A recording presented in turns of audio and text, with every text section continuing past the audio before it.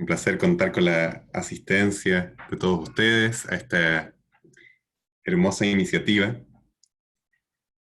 Solamente quiero decir unas palabras de introducción y agradecimiento a todos los conferencistas que nos van a decir su opinión, que nos van a decir su mirada en la situación que estamos viviendo. Uno de los temas principales quizá que genera esta crisis es la ansiedad que genera, el nervio que genera. ¿Y cómo se supera eso? En hebreo la palabra para tranquilidad, para paz, es menuhata nefesh. Menuhata nefesh. Eso es paz y tranquilidad. Ahora, ¿cómo se entiende? ¿Qué es este concepto de menuhata nefesh? ¿Cómo se logra paz? ¿Cómo se logra este estado tan buscado de menuhat a nefesh? Entonces los sabios dicen una metáfora que me parece hermosa para explicar este concepto. Dicen que el hombre, el ser humano, es una Irketaná, es una pequeña ciudad. No somos una gran metrópolis, somos una pequeña ciudad. ¿Y cómo funciona una ciudad? Una ciudad tiene sus ministros, y está el ministro de Salud, el ministro de Economía, hay uno de Educación, de Transporte, etc. Y uno asume, espera en un lugar que funciona bien, que el ministro de Salud sea una persona capacitada en salud, que sepa, que entienda del asunto y que tenga gente capacitada bajo él también, que lo ayude, que lo asesore. Y así en cada una de las áreas. Un país, una ciudad que funciona así, funciona bien. ¿Cuándo comienza el problema? Cuando está el ministro de Transporte y dice, ¿sabes qué? Me parece que el ministro de Salud está fallando, ¿eh? Creo que las medidas no están tan buenas. Yo pararía así la crisis, el coronavirus. Yo lo haría así, porque a pesar de ser una persona muy capacitada y muy bien intencionada y que tiene mucha experiencia en transporte y lo hace muy bien, sin embargo, cuando se mete en el departamento de la otra persona, empieza a generar confusión. Y ese meterse en el espacio de otra persona, en, en el departamento, en otro ministerio, es lo que genera la falta de paz, la falta de menuhata nefesh.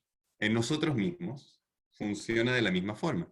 En nuestro interior hay una serie de fuerzas, de ministerios, de partes que se dedican a distintas cosas. Hay una parte de Gesed, hay una parte ¿no es cierto?, de bondad, de ayudar a los demás. Es un departamento en nuestra ciudad. Tenemos una parte del trabajo, de la parnasá, ¿no es cierto?, de ganar dinero, una parte, y tenemos una serie de ministerios. Cada ministerio se tiene que ocupar de lo suyo. Si cada ministerio se ocupa de lo suyo, podemos encontrar Menuhata Nefesh. Cuando se empieza a mezclar, y lamentablemente nosotros los judíos somos extremadamente buenos para dar nuestra opinión, para decir, meternos en el departamento del otro, vemos algo superficialmente que nos parece que está mal y decimos, no, no, no, yo lo haría así, yo lo haría así. Y cuando empezamos a hacer eso, entramos en lo que se llama irbugia. Empieza la confusión, empieza el malestar, y eso es lo que nos aleja, lo que nos limita de tener una verdadera Menuhata Nefesh.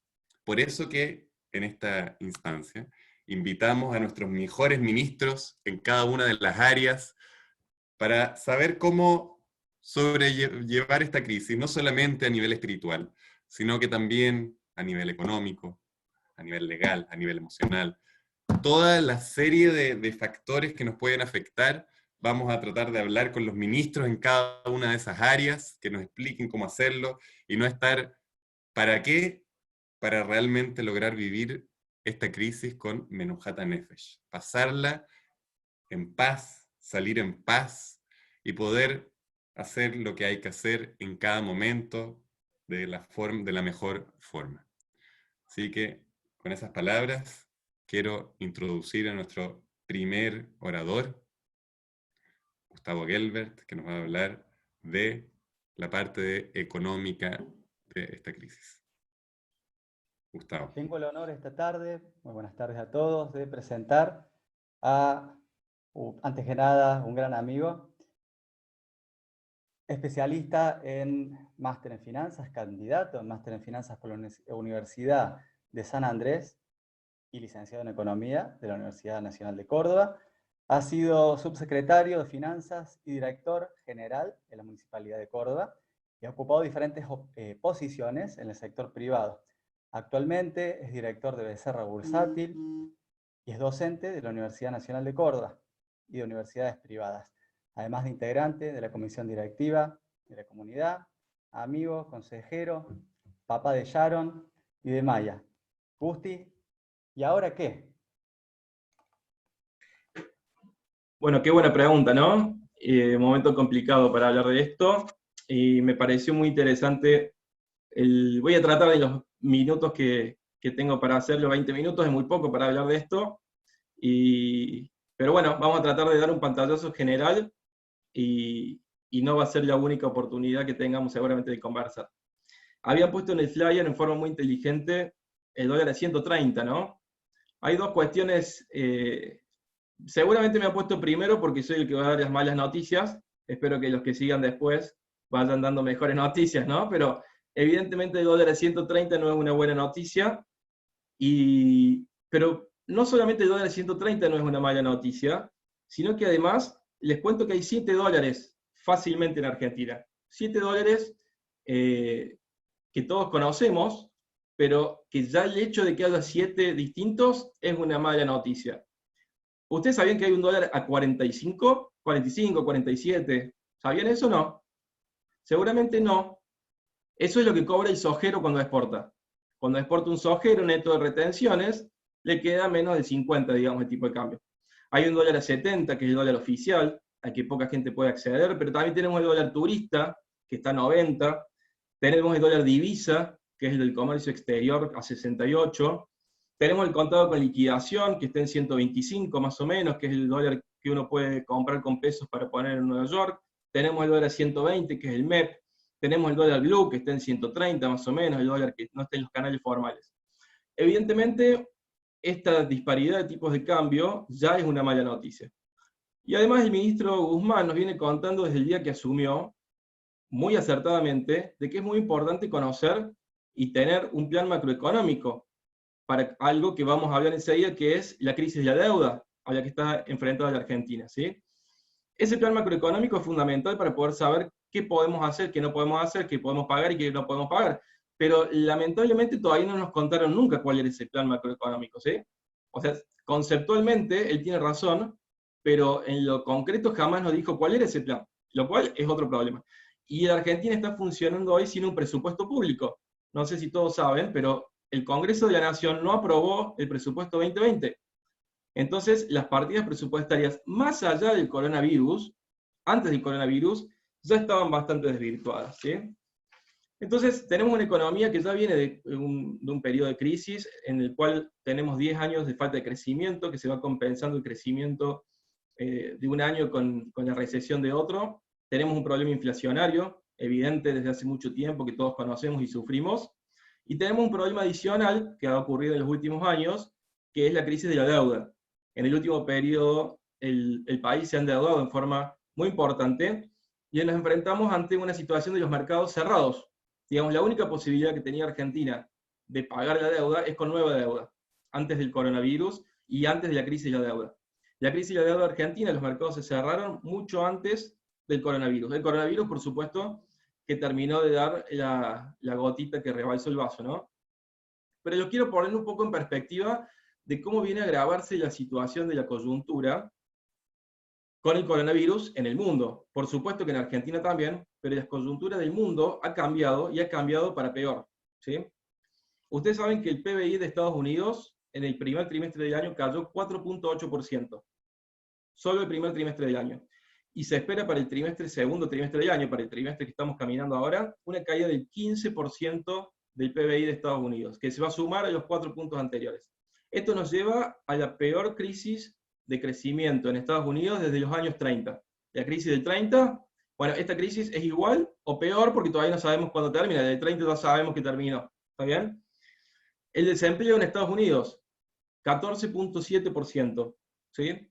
Son niveles astronómicos para Estados Unidos. Para que se den una idea, se han destruido en 60 días los puestos de trabajo que se crearon en 10 años.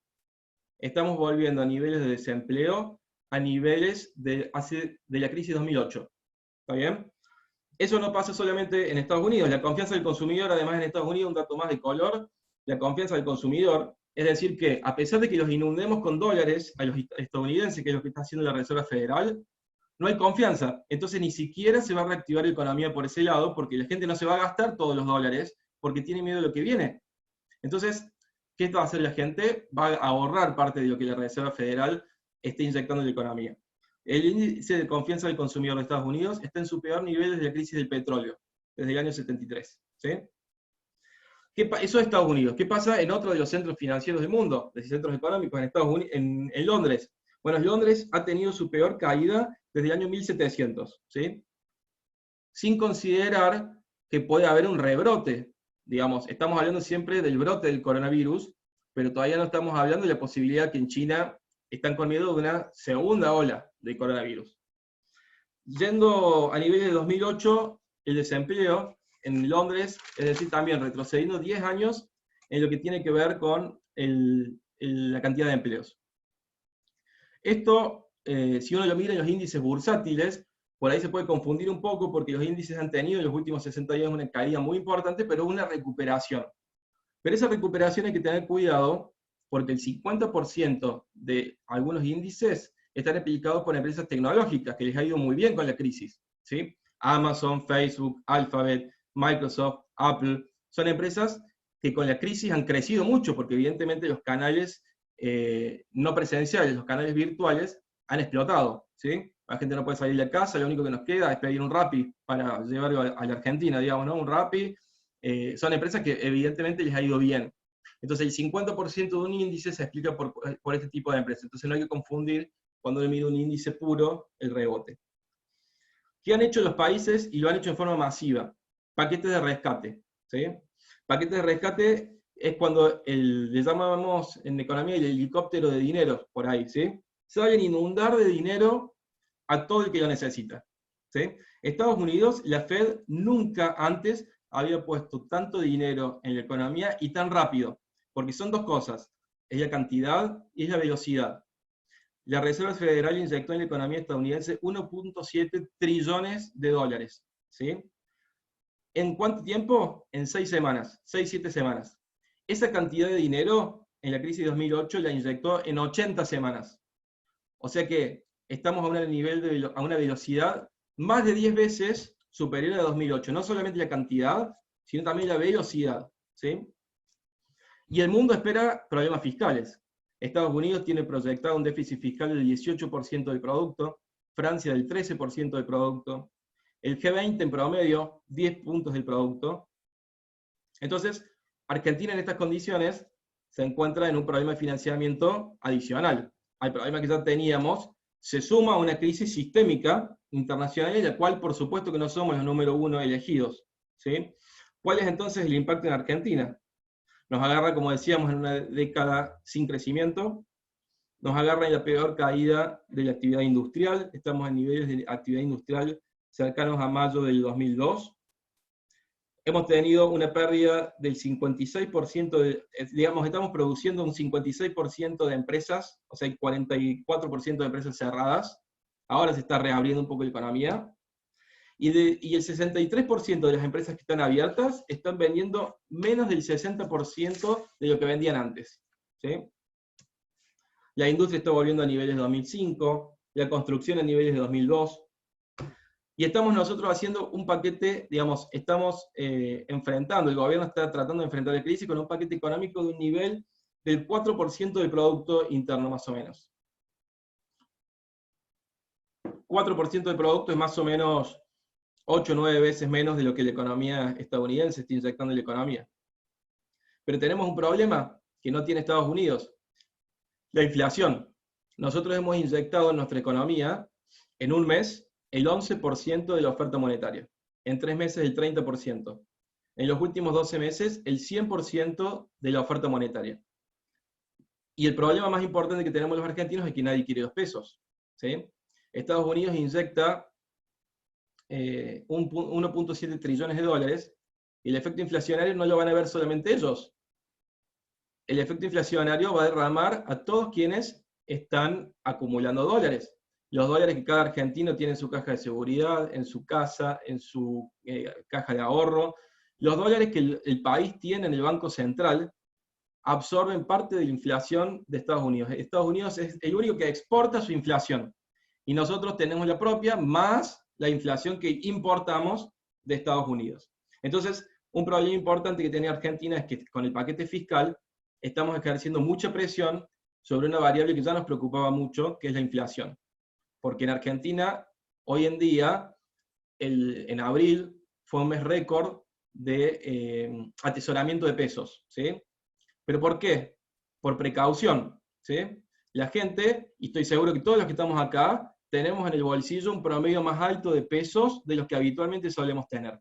Por las dudas, porque no sabemos si vamos a conseguir pesos, porque no sabemos si vamos a poder ir al banco, porque no sabemos si cuando vayamos al banco nos lo van a dar, por una cantidad importante de razones que no tienen nada que ver con lo financiero, tienen que ver más con lo que nos va a explicar Marcela más adelante quizás, que tienen que ver con cuestiones psicológicas, emocionales, estamos acumulando pesos, a pesar que sabemos que estamos haciendo un pésimo negocio, ¿sí?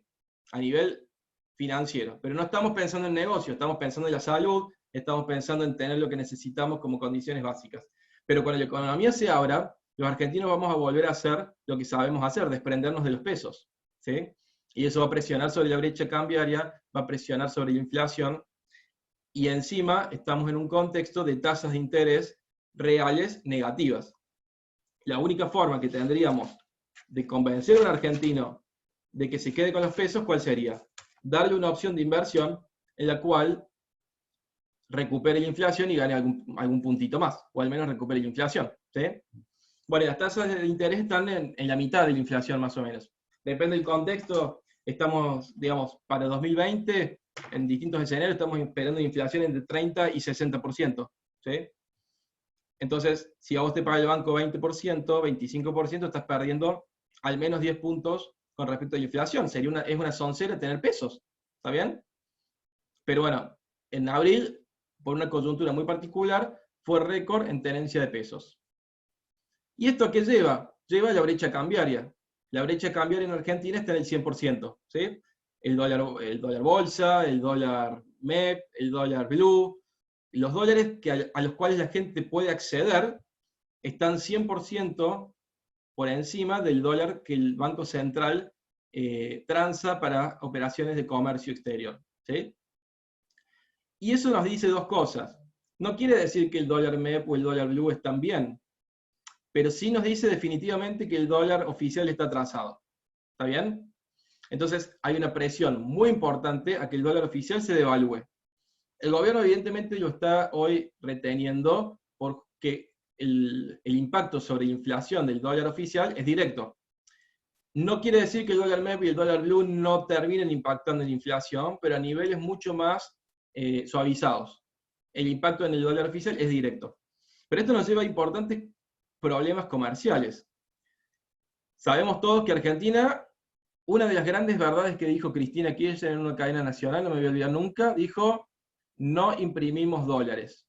Fue una de las verdades indiscutibles que dijo. El mundo dijo gracias a Dios. Pero ella dijo algo cierto: no imprimimos dólares. ¿Está bien? Entonces, como no imprimimos dólares, los tenemos que obtener del comercio. Los tenemos que obtener del comercio para pagar nuestras importaciones, para pagar o no nuestras deudas, que eso vamos a ver al final un poquito cuando hablemos en qué nos encontramos respecto al canje, y es algo que se va a definir esta semana, y es muy importante que estemos todos atentos, digamos, porque no es algo menor para la Argentina, entrar en default o no entrarlo en default, ¿sí? Pero como dato, para que tengamos presente, en lo que va del año 2020, Brasil, nuestro principal socio, pero también nuestro principal complemento y suplemento comercial, devaluó un 40% su moneda, en lo que va de 2020. Sin hablar del atraso que ya traíamos. Nosotros en lo que va del 2020 devaluamos 10%, con lo cual ya perdimos 30 puntos de competitividad respecto a Brasil. Estamos respecto a Brasil, solamente en el 2020, 30% más caros para el mundo. Cuando el comercio se abra, a los chinos le va a dar lo mismo la soja argentina que la soja brasilera. Solamente que la brasilera va a costar un 30% más barata en dólares.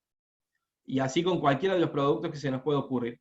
Y además, la presión a las importaciones va a ser mucho más importante. Entonces, el riesgo de mantener un dólar tan atrasado es alto a nivel comercial, a nivel inflacionario. Y esto se resuelve, como la mayoría de ustedes que veo que han pasado ya varias crisis, que tienen más canas que yo, conocen. Con una devaluación durísima de un día para el otro, el zazarazo, no importa quién sea el ministro, de un día para el otro, la moneda sube 100%, 50%, eso pega en la inflación, pega en tarifas, pega en la economía en forma macroeconómica porque no se puede soportar. Otra solución que podría ser complementaria y para aguantar más, es que se chupen pesos. ¿Cómo chupo pesos?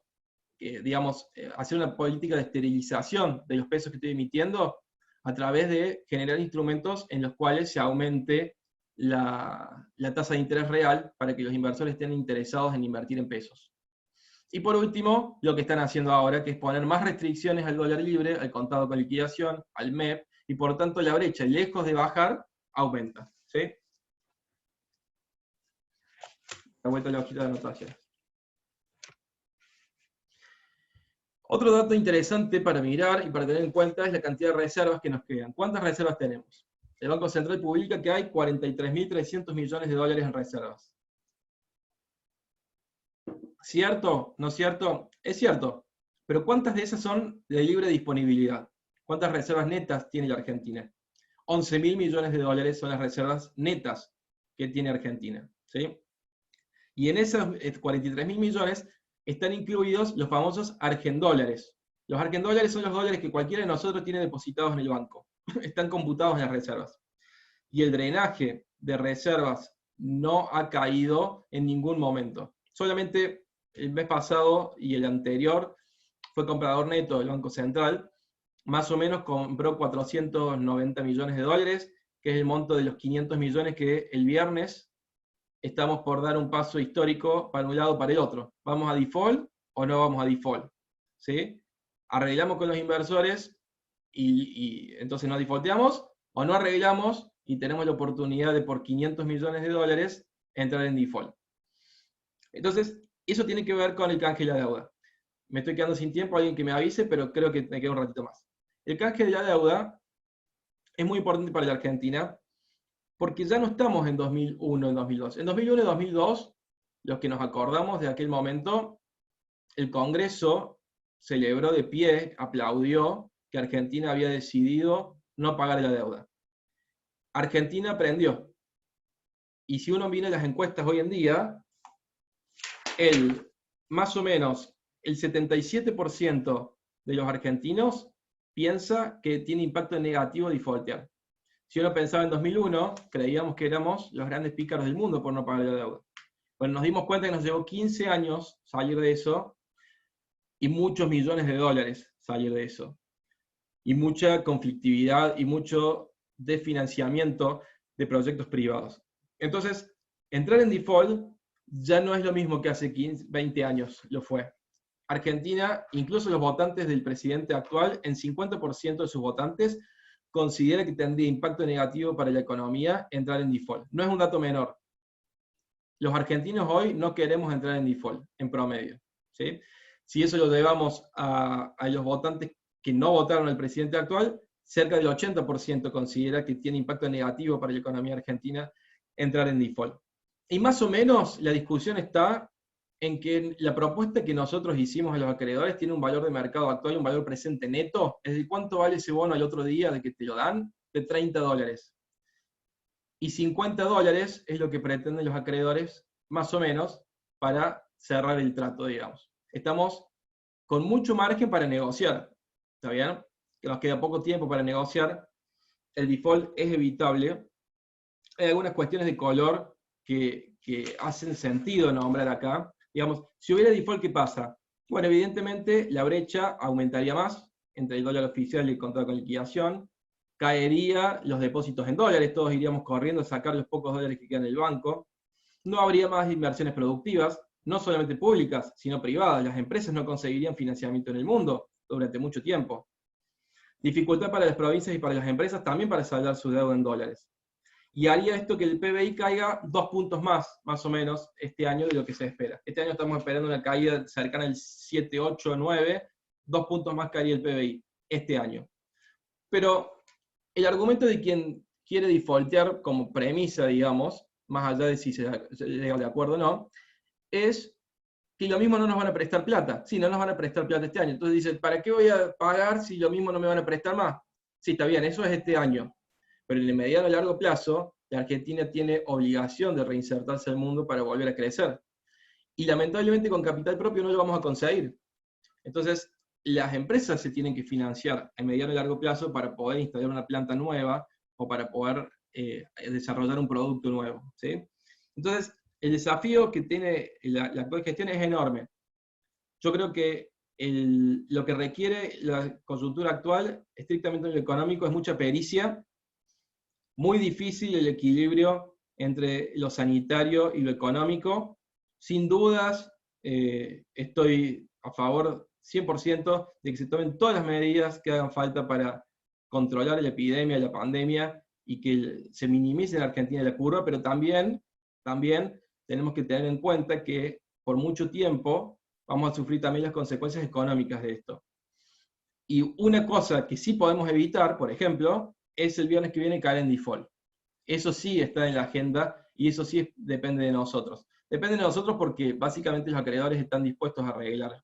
O sea, es una deuda evidentemente que el gobierno actual no tomó, pero el Estado no importa cuándo se tomó la deuda, es obligación del Estado pagarla.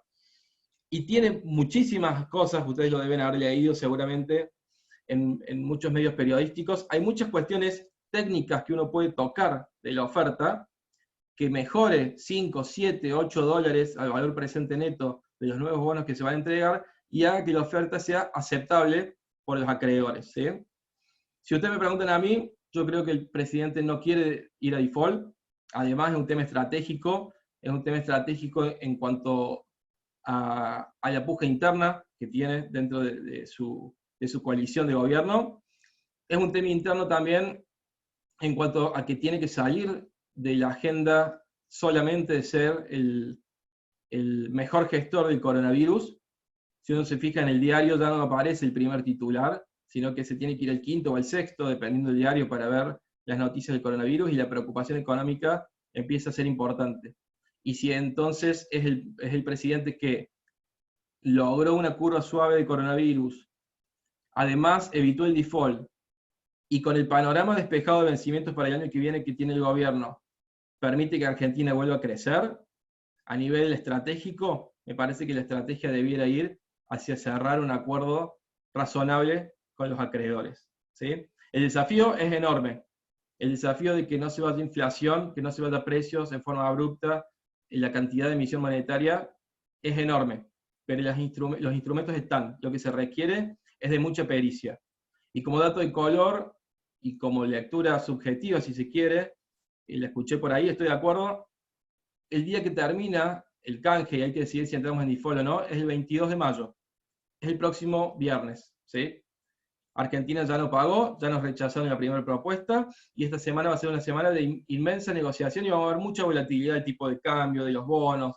Van a pelear por los mercados, además de las charlas que se mantengan por los canales formales. Pero definitivamente el 22 de mayo es un momento muy simbólico, porque yo no creo que el presidente esté preparándose para el 25 de mayo anunciar el default, el Día de la Patria, ¿sí? Espero que el 25 de mayo anuncie efectivamente que ha acordado con un gran número de acreedores, que seguramente van a quedar muchos afuera. Espero que nos cuente el trayecto y toda la parte que quiera, con las connotaciones políticas que quiera darle, pero que también nos cuente que la primera oferta fue rechazada, que el gobierno escuchó, que llegó a un acuerdo intermedio y que cerró la posición con un grupo importante de acreedores, y que con los que no pudo cerrar va a seguir conversando para que la Argentina tenga un sendero de crecimiento desde el año que viene, que es lo que necesitamos. Ojalá Dios quiera que Argentina enfrente esta caída importante del producto que vamos a tener, la cantidad de empleos que se van a destruir, las empresas que no van a poder sobrevivir, con un fuerte rebote el año que viene, y no va a ser menor la decisión que se tome el próximo viernes. Así que bueno, estas son mis reflexiones en los minutos que han compartido conmigo. Le agradezco mucho a Olami, a la que di la oportunidad de haber estado con ustedes. Me quedo escuchando al resto de los oradores y bueno, espero haber podido contribuir con mi granito de arena. Muchas gracias a todos. Gracias, Gusti. Bueno, voy a presentarla a ella, la voy a desmutear así después puede comenzar directamente a hablar. Justo le tocó, bueno, hablar después de vos, creo que, no sé si fue a propósito o no, pero bueno, la voy a presentar. Ella es psicóloga, tiene una titulación de especialista en terapia cognitiva conductual en la Universidad de Maimónides, es coordinadora del equipo de salud mental de PSYNAPSI, es miembro del equipo de diabetes y nutrición clínica de la Clínica Reina Fabiola, en trabajos de cambio de hábitos y psicología de la salud. Es docente de la Universidad Católica de Córdoba y docente invitada de seminarios de terapias cognitivas de la Universidad Nacional de Córdoba. Coordina cursos de formación profesional y grupos de estudios. Así que, bueno, sin más preámbulos, la dejo a Marce que pueda comenzar con su exposición. Gracias, Gusti. Muchas gracias, Brenda. ¿Me escuchan ahí? ¿Me escuchan ahí? Problemas de internet, me parece. Bien. Bueno, ¿cómo remarla después de las noticiones que me ha dado el Gusti para hablar de las posibilidades de estabilidad emocional? Ahora volvamos a la paz un poco, está medio difícil, pero vamos a intentar un poco sumar una visión de lo que el RAB, de lo que Shlomo un poco hizo la introducción, que es esto que nos están bombardeando por todos lados, información por lados, no solo de temas de sanidad, sino economía, psicología, y es ansiedad. Y claramente parece que es algo extraño, claramente la ansiedad es una emoción natural, que no está mal sentirla, el tema es cómo la sobrellevamos para que sea natural, y para no transformarla en algo que nos haga realmente daño, que nos paralice, que nos angustie, y de eso un poco se trata, a ver cómo le damos una vuelta de tuerca a esto, ¿no? Para que no nos quedemos así como un poco paralizados en esto que está todo trascendiendo nuestro propio control. La ansiedad es una emoción, chicos, natural, es una emoción, nosotros nacemos con miedo intenso por lo desconocido. Y lo escuchaba Gusti, digo, ¿no? Si bien Argentina ha pasado un montón de crisis, bueno, nunca nos ha pasado de estar 2 meses en la situación que estamos, y si bien todos son hipótesis, tampoco hay certezas específicas de qué puede o no llegar a pasar. Entonces, de alguna manera, es normal que nosotros estemos con una dosis de temor un poquito más elevado, atento a la incontrolabilidad que tenemos de este futuro. ¿Sí? No tenemos mucho control, entonces estamos un poquito más temerosos. Ahora, ¿cuándo nosotros generamos esa ansiedad? Nosotros generamos la ansiedad. La ansiedad básicamente es una consecuencia de nuestro modo de percibir. ¿Bien? Entonces, supongamos que en este círculo, en esto que les estoy mostrando, está el 100% de la situación que estamos hablando. El 100% es 2 meses encerrado, situación económica, situación de sanidad, pero también dentro del 100% es, me levanto todos los días en mi casa, veo a mis hijos, tengo un techo, tengo un plato de comida, todo eso también está dentro de esa situación real que estamos todos atravesando. ¿Sí? Ahora, nosotros transformamos el miedo normal en ansiedad con síntomas que nos empieza a generar inestabilidades de otra índole, cuando reducimos la mirada, reducimos la percepción solo a los estímulos negativos. ¿Sí? Reducimos la mirada solo a esos estímulos ansiógenos que claramente, como no está en nuestro control, lo teñimos un poco de negro. Entonces, empezamos a tener una emoción que no es del presente, sino es una emoción de futuro, y estamos muy tensos porque nuestra mirada está estrecha a estímulos, pero que aún no suceden. Entonces, lo escuchaba Gusti, y también mucho que uno escucha, y consultas que nos llegan y que atendemos, ¿no? Y es que me van a echar del trabajo, y es que cómo voy a pagar los gastos que tengo, y es pensamientos como me voy a contagiar si salgo, o de cualquier índole que sea, si nosotros estrechamos solo a ese estímulo, claramente, ahora bien, lo que está bueno saber es que en general nosotros no nos enfermamos emocionalmente, no tenemos síntomas intensos por lo que realmente nos pasa. Nosotros nos enfermamos y tenemos síntomas por lo que interpretamos que nos pasa. Quiero decir, ese toque subjetivo que le damos a la situación, que lo podemos hacer o catastrófico y tendemos a la ansiedad, o podemos no caer en eso porque ese estímulo es interpretado quizás desde un lugar distinto y podemos no caer en esa emoción que paraliza, ¿sí? Entonces, ¿qué pasaría si volvemos al círculo? ¿Qué pasaría si yo, en vez de ver, vamos a poner el ejemplo, cuando todo esto vuelva, me van a echar, podría poner la mirada, o no puedo pagar mis gastos, no voy a poder afrontar mi realidad que llevo? ¿Qué pasaría si yo lo pongo en los otros, seguramente más del 90% de estímulos que sí están implicados en nuestro círculo de realidad? Que puede ser, cada uno de nosotros va a tener su pata fuerte.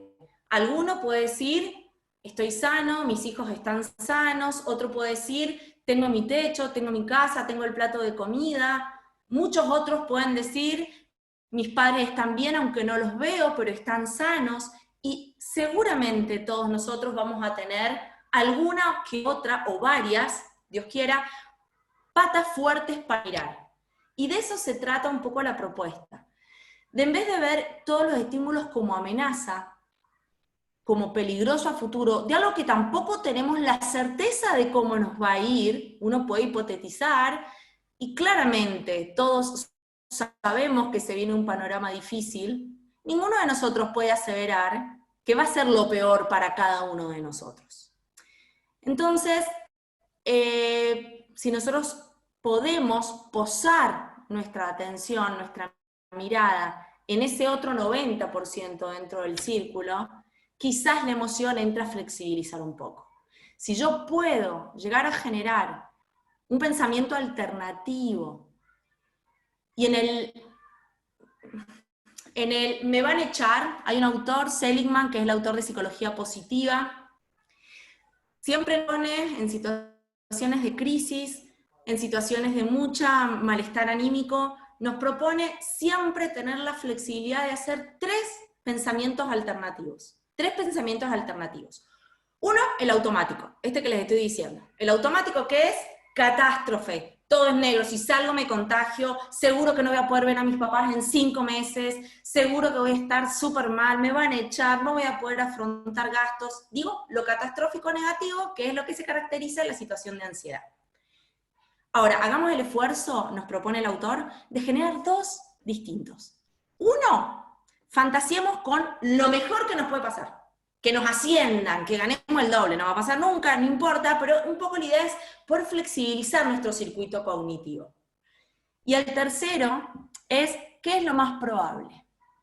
Lo más probable es que esté jodida, lo más probable es que quizás me tenga que reducir un montón, lo más probable es que tengamos que resignificarnos en cuestiones laborales, en cuestiones económicas, en cuestiones de salud, en cuestiones de vinculación. Quizás eso es lo más probable. Ahora bien, si nosotros estamos diciendo que las emociones, consecuencia de nuestra forma de percibir y de pensar, no es una causa, no nos sentimos mal porque sí. Nosotros nos sentimos mal como una consecuencia de nuestro modo perceptivo, de nuestras creencias. ¿Ustedes creen que es la misma emoción si nosotros miramos con lentes catastróficas y decimos, va a estar todo mal, me van a echar, no me va a alcanzar para nada? Así yo puedo posarme en la alternativa más probable y es, va a estar complicado, va a estar difícil, nos vamos a tener que achicar, nos tenemos que resignificar, reinventarnos. ¿La emoción es la misma? Quizás no.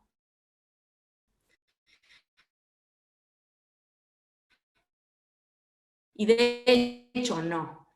volver al miedo que toleramos, volver al miedo que nos permite seguir durmiendo, seguir disfrutando de cuestiones con nuestras familias, seguir disfrutando de pequeños momentos. Entonces, un poco esta es la propuesta, de generar algunas cuestiones o algunos pensamientos alternativos a los típicos catastróficos, en que no nos damos mucho cuenta cuando nosotros pensamos de modo catastrófico. ¿Por qué? Porque es un patrón tan característico nuestro, es un patrón idiosincrático nuestro, que nosotros pensamos y no nos estamos monitoreando. Che, estoy pensando bien, estoy pensando mal, estoy siendo catastrófico. Pero la emoción negativa, sí, si yo la sé escuchar, y gracias a Dios no nos acostumbramos a sentirnos mal, nos está indicando que hay algo que hay que revisar. Entonces, cuando todos nosotros nos sintamos más tensos, cuando estemos con dificultad para conciliar el sueño, nos despertemos a la mitad de la noche, digo, preguntémonos, che, ¿cómo estoy percibiendo? ¿Estoy con la emoción de futuro? ¿Estoy ansiosa, catastrófica, pensando más allá que acá? ¿O estoy pudiendo ver todo esto que parece obvio? Pero gente, no es obvio. No es obvio que yo pueda dar un abrazo a mi padre, a mi madre, de hecho, no se los estoy dando porque no estoy con ellos. No es obvio que todos podamos ir a la farmacia y comprar lo que tenga ganas, comprar 5 barbijos si puedo, no es obvio tener un techo, no es obvio tener salud, no es obvio poder levantarme a la mañana, mirar hondo, dar gracias a Dios. Nada de eso hoy nos está demostrando que no es obvio. Entonces, si nosotros de verdad podemos conectar con eso que sí hay, y no solo con lo que falta, y no va a faltar siempre, hoy esto, mañana otra cosa, pero si nosotros de verdad podemos hacer el esfuerzo cognitivo de posar nuestra mirada en lo que sí hay, la emoción que nos ayuda a atacar es la gratitud. Y hoy hay un sinfín de estudios en donde demuestran que las personas con gratitud y agradecimiento son personas con mucho más estabilidad emocional, son personas con mucho más optimismo, con mucho más alegría, que también es una emoción natural, aunque por ahí se nos olvida. Entonces, por ahí está la propuesta. De alguna manera, entender que esta pandemia va a suponer un punto de inflexión en la vida, eso está claro, eso está claro. Ahora, el desafío está, y creo que el desafío está en que podamos salir airosos y reforzados de esto. Si de verdad nosotros pasamos 2 meses encerrados, 2 meses sin contacto, sin un abrazo de alguien que no sean nuestros hijos y nuestro marido, que no es menor, pero el contacto social claramente es un factor protector, y nos da igual, y pasamos por esto, y nos da igual, y no nos resignificamos, ¡ay, no sirvió de nada! Yo les propongo que lo hagamos como más, utilicémoslo como una herramienta. Y a esto le sumo un poco a lo que decía Shlomo al principio, ¿sí? Digo, sí podemos salir airosos de esto si estamos atentos a...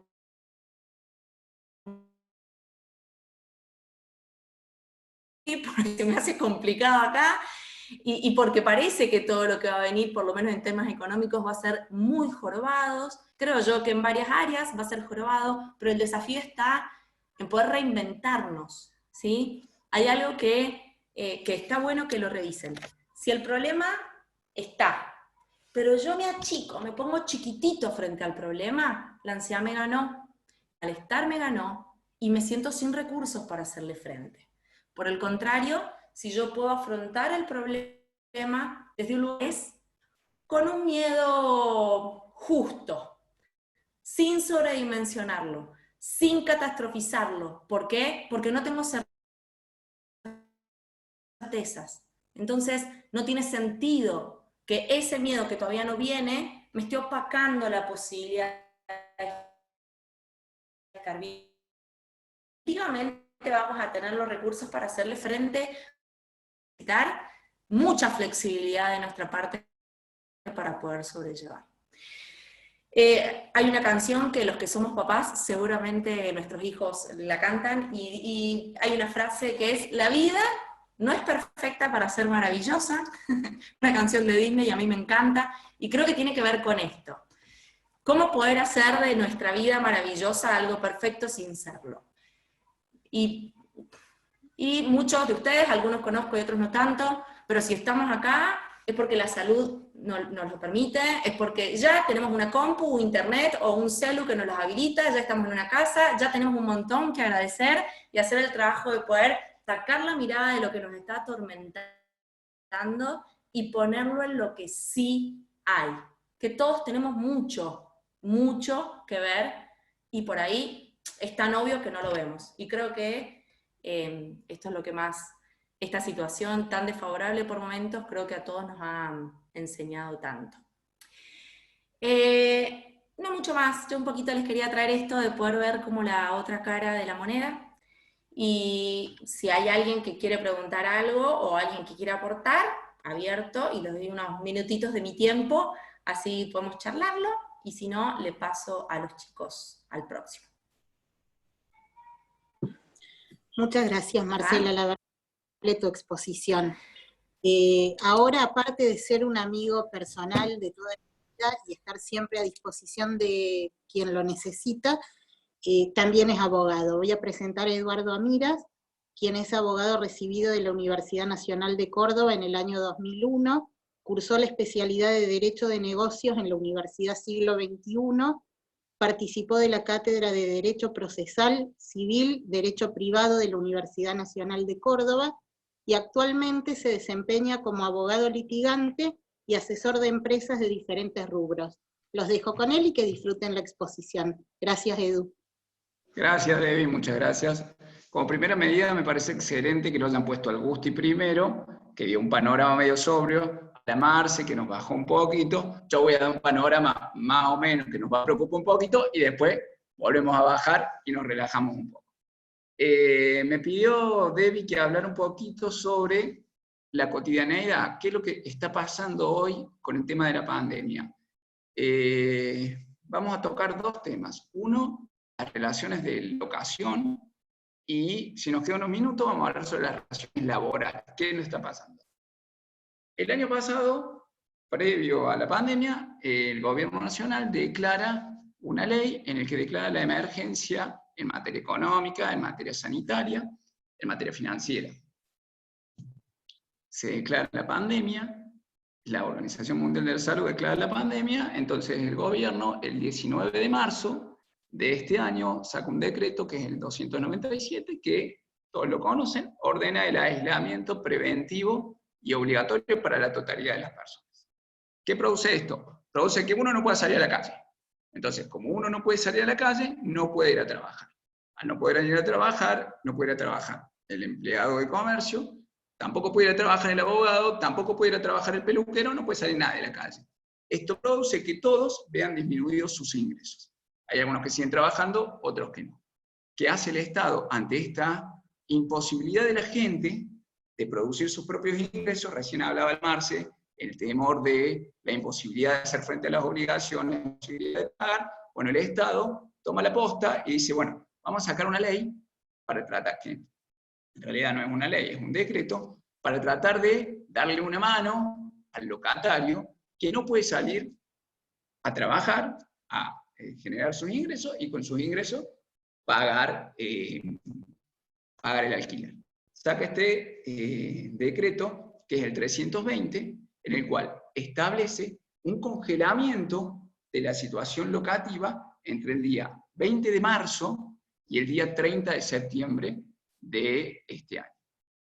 A ver, para que se entienda bien, cuando uno va y alquila un departamento, alquila una casa, alquila un consultorio, la Marce para atender a sus pacientes, el Gusti para realizar las operaciones de bolsa, la Debbie para atender a sus pacientes, o cualquiera que estoy viendo acá para explotar su comercio, realiza un contrato de locación en el que se establecen ciertas pautas. Se establece un precio de la locación, se establece un plazo, se establece una garantía con un vencimiento determinado, el cual, vencido ese contrato, la garantía no se extiende y hay que requerirle al garante que expresamente vuelva a prestar conformidad. Esto es importante. ¿Por qué? Porque este decretito que dicta el Poder Ejecutivo viene a modificar la relación contractual que hubo entre el locador y el locatario, en beneficio del locatario, en virtud de esta situación de que uno no puede salir eventualmente, como está privado, hay un aislamiento, no puede salir a la calle, no puede trabajar, y eso ve gravemente disminuidos sus ingresos. ¿Para quién se aplica? Se aplica para una vivienda particular, se aplica para los inmuebles alquilados por monotributistas y autónomos para una producción de servicios, el abogado, el peluquero, el médico. Se aplica también para la pequeña y mediana empresa, en el que tiene que salir a producir y a comercializar, está incluido dentro de este decreto. ¿Qué es lo que establece este decreto como primera medida? Establece que se suspenden todas las ejecuciones de desalojo. ¿Qué quiere decir esto? Que desde el 20 de marzo hasta el 30 de septiembre no se puede desalojar absolutamente a nadie. Si uno ya tenía una sentencia para ejecutarle y desalojar a una persona, no lo puede hacer. El objetivo de esto es que como nadie puede salir a la calle, si a una persona la desalojan, tendría que salir a buscar una nueva vivienda. Y estaría violando el principio del aislamiento y de que la gente no se mueva. Entonces, como primera medida, se suspenden todos los desalojos.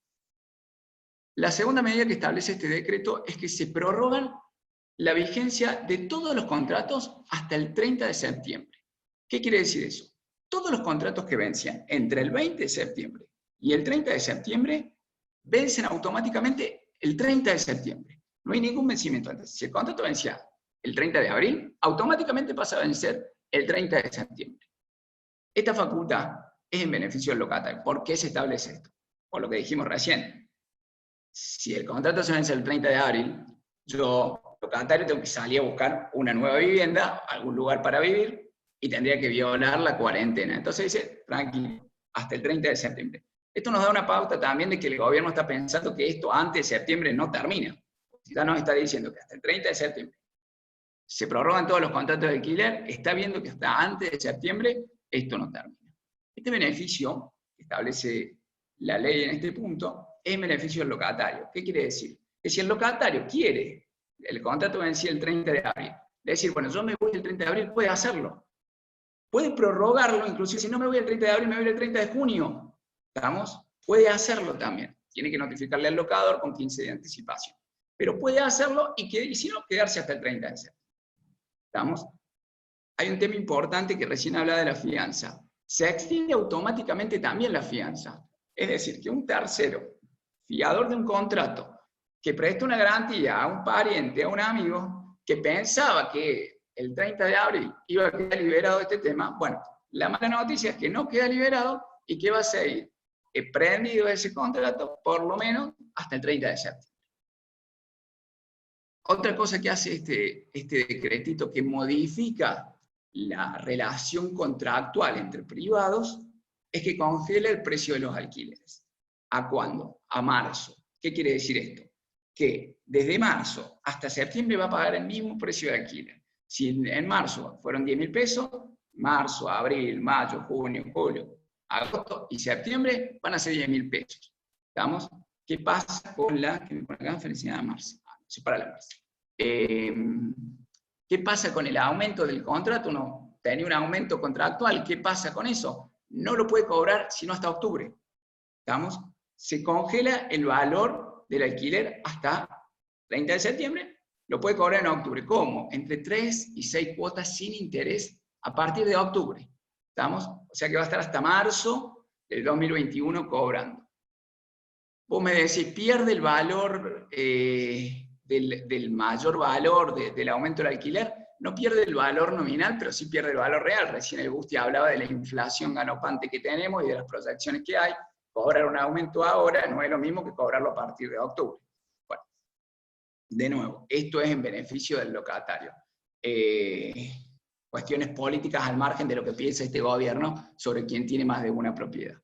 Esto es importante porque todos somos locatarios o hay algunos que han tenido alguna posibilidad de comprar alguna segunda propiedad y son locadores. Entonces, esto medio que nos toca a todos. Este congelamiento no se aplica para los pagares que uno suele firmar junto con el contrato. ¿Por qué? Porque en la Argentina estamos acostumbrados todos a vivir un poquito al margen de la formalidad.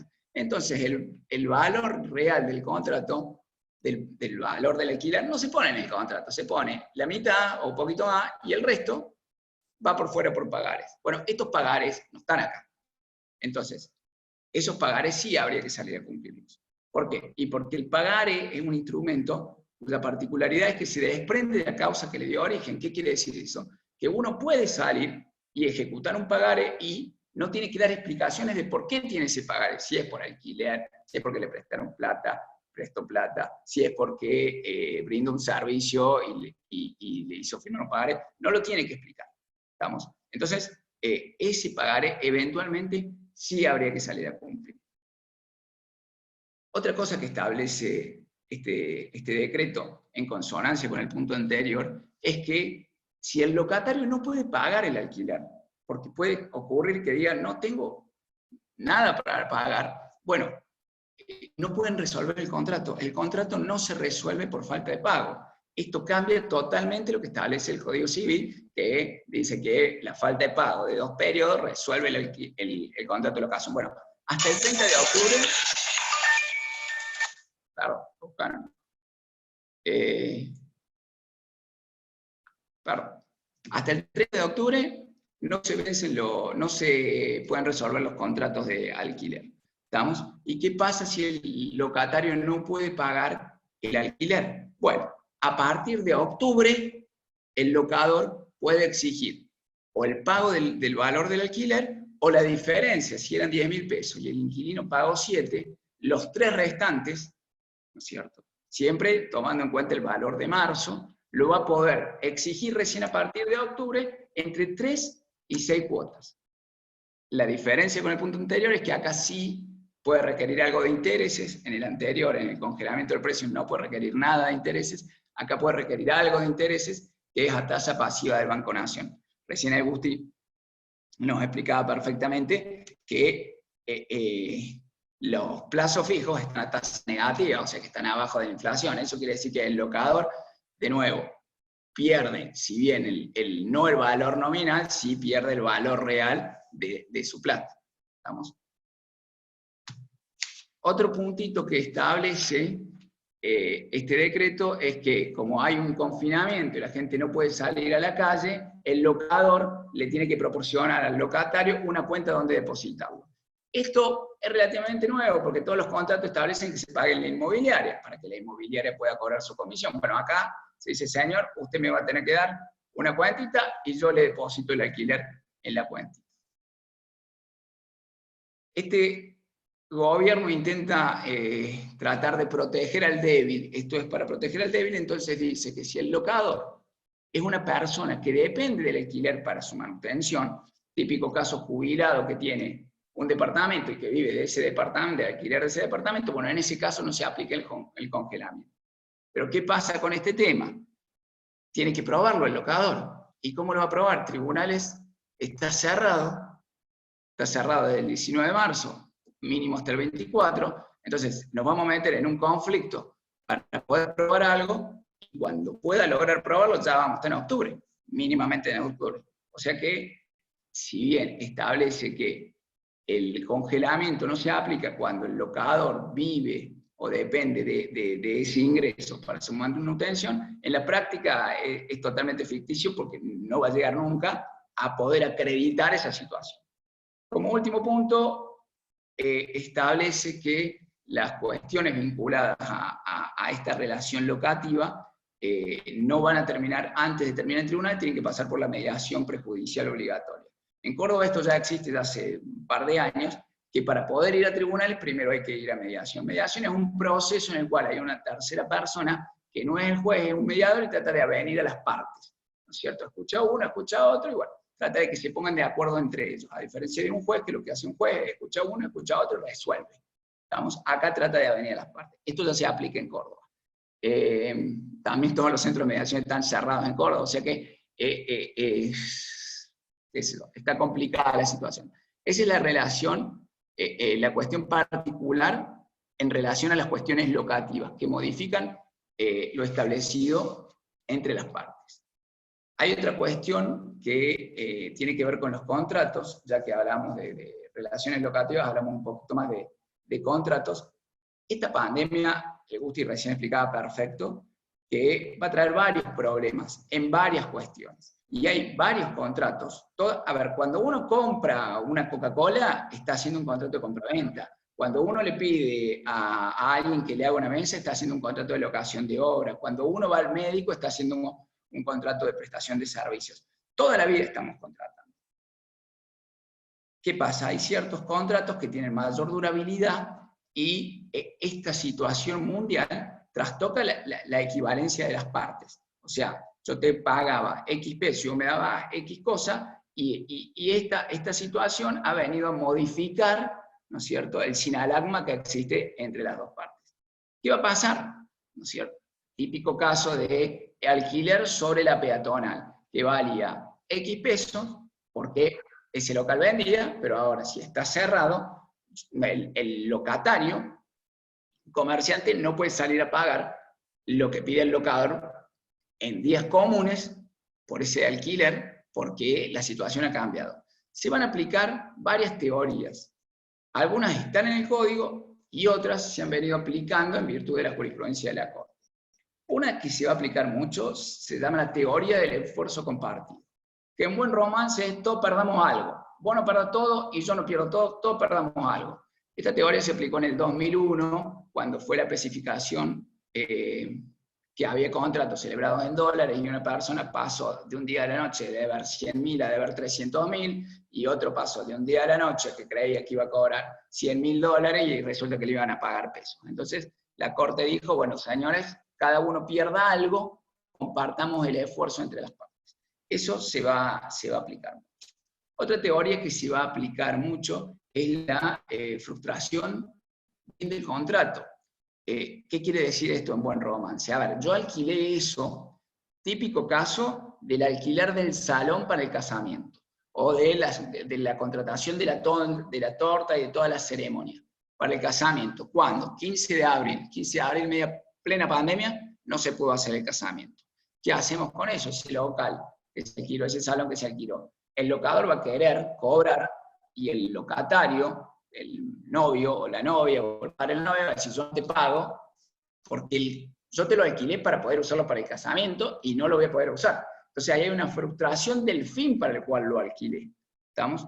Y eso me da derecho como locatario a rescindir el contrato, o sea, darle de baja a ese contrato sin tener que pagar la indemnización correcta. Va a haber mucha tela para cortar. Esto es del día a día.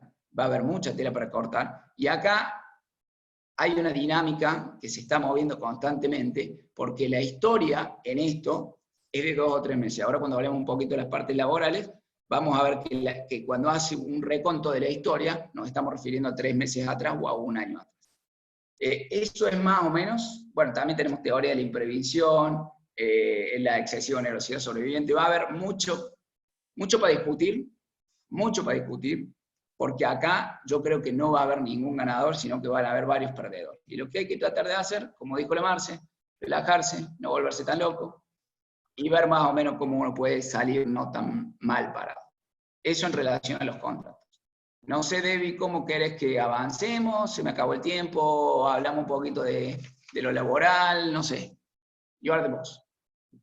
Edu, quedan 4 minutos. Si querés redondear algo en esos 4 minutos. 4 minutos, genial. redondeo rapidísimo cuestiones contractuales. Vamos a hablar un poquito de la historia, que la historia son 2 meses en esto, un poquito antes. El año pasado, de nuevo, se decreta la emergencia. Este país vive de emergencia, o sea, la habitualidad de este país es la emergencia. Sale un decreto el año pasado que establece la doble indemnización por 6 meses hasta junio de este año. ¿Estamos? Se decreta de nuevo el aislamiento obligatorio en virtud del 297, este decretito, y se establecen algunas prestaciones que son esenciales y otras que no son esenciales. Esto viene a modificar también bastante lo que establece la ley de contrato de trabajo. ¿Por qué? Porque se crea, entre otras cuestiones, lo que se llama hay una licencia, que es una licencia sanitaria, que modifica las licencias establecidas en la ley de contrato de trabajo. O sea, cuando uno no iba a trabajar y tenía derecho a que le paguen, era o porque tenía un accidente, o porque tenía una enfermedad, o porque se casaba, o porque tenía que rendir, o porque tenía un pariente enfermo, ¿estamos? O un fallecimiento de un pariente. Bueno, esta ley crea una licencia sanitaria. Yo tengo derecho, en virtud de una cuestión sanitaria, a no ir a trabajar y que me paguen. ¿Estamos? Eso es una cuestión importante. Otra cuestión importante es que se modifique el lugar de trabajo, porque todo aquel que pueda hacer teletrabajo está obligado a hacerlo. Y esto tiene varias consecuencias. ¿Por qué?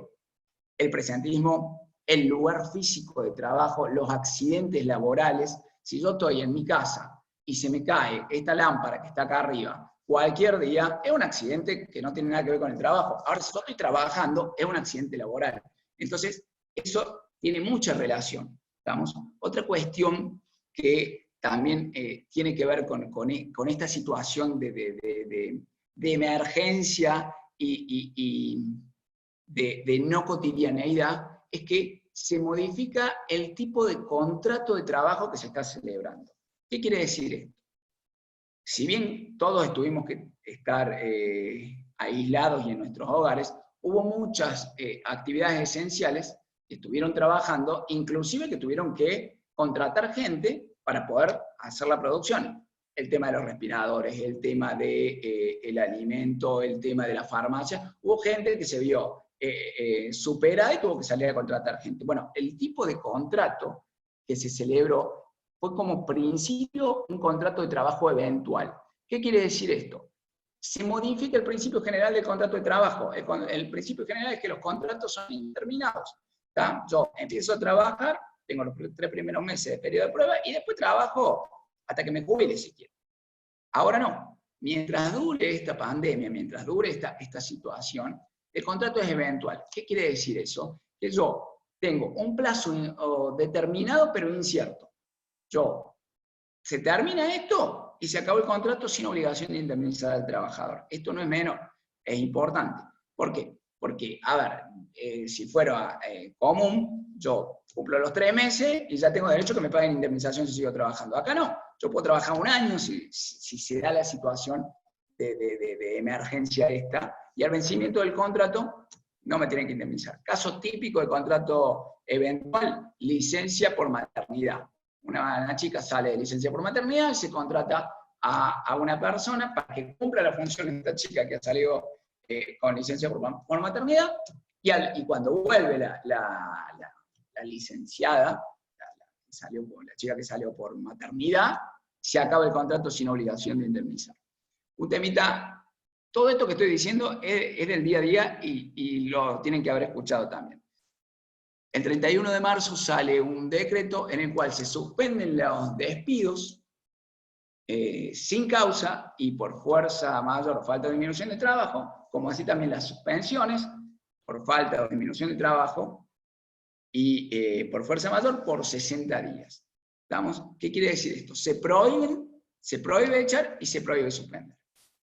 ¿Por qué es importante esto? Porque si el empleador igualmente despide a alguien, ese despido se tiene por no válido. Y el trabajador se puede dar por despedido y aún así tiene... Se entiende perfectamente lo que estoy explicando ahora.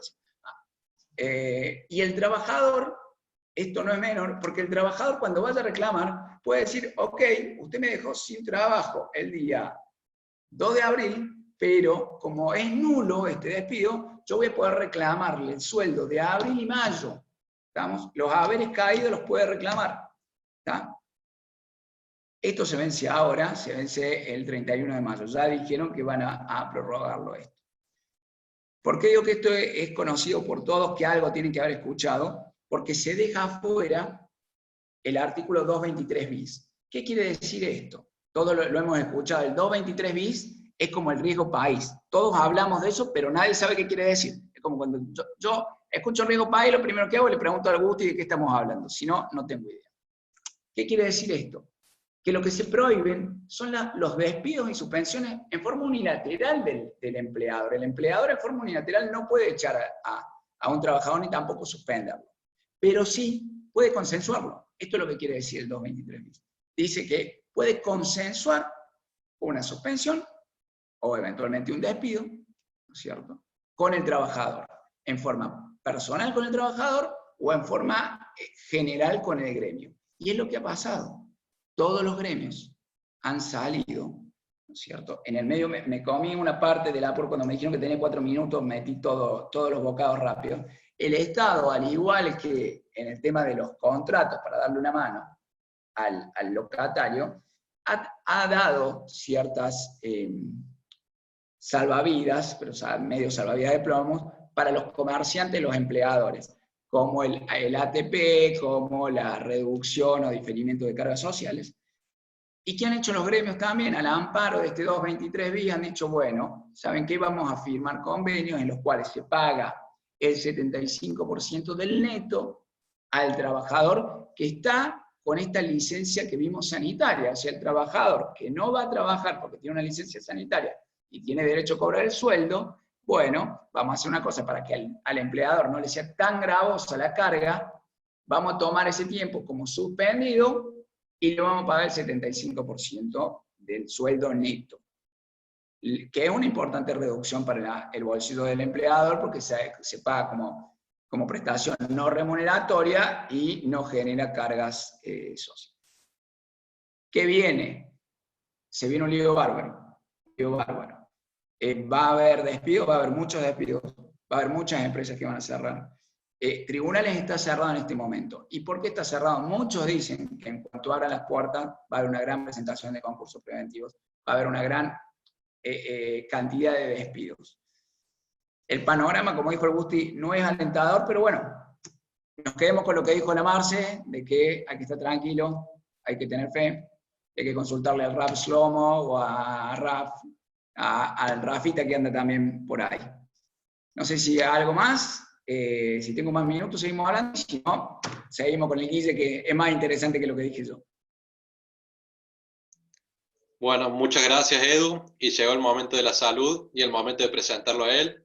Es médico pediatra, se especializa en enfermedades metabólicas y actualmente se desempeña en el Hospital de Niños de Córdoba, en la Clínica Reina Fabiola y también en consultorio privado. Muchas gracias, Guille. Adelante. Entonces se escucha así, perfecto. Bueno, muchas gracias a todos, buenas tardes a todos, buenas noches. Muchas gracias a mí y a la comunidad por la invitación. En esta presentación, más que nada, voy a contar en primera instancia un poco de mi experiencia en estos tiempos de pandemia. En una segunda instancia voy a hablar un poco de coronavirus y pediatría. Y por último voy a abordar un poco las fases de la cuarentena y a dónde vamos con todo esto.